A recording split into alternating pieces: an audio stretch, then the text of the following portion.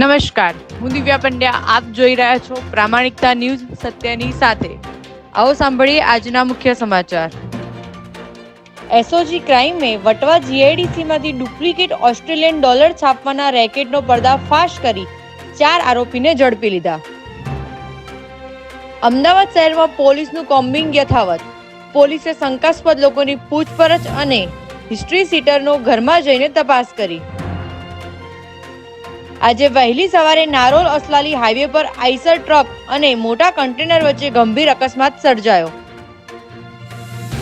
વાડીના ચોક BRTS bus stand પાસે CNG બસ અને pickup વાનમાં આગ લાગતા અફરાતફરીનો માહોલ સર્જાયો.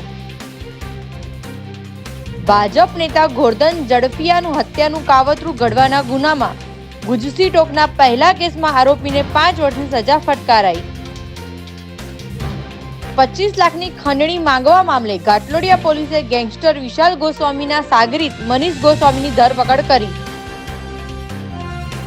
ગાંધીનગરના ભાજપના કાર્યાલય કમલમ ખાતે મળેલી બેઠકમાં તાલુકા જિલ્લા પ્રમુખ બનવા માટે ઉંમર મર્યાદા નક્કી કરાઈ.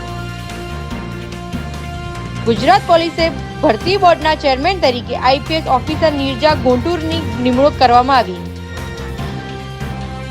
વડાપ્રધાન શ્રી નરેન્દ્ર મોદીને મારી નાખવાની ધમકી આપવાના કેસમાં પોલીસે 34 વર્ષીય મહિલાની અટકાયત કરી. નેશનલ ઇન્વેસ્ટિગેશન એજન્સીએ માનવ તસ્કરી સંબંધિત કેસમાં આજે 6 રાજ્યોમાં 22 સ્થળો પર દરોડા પાડ્યા.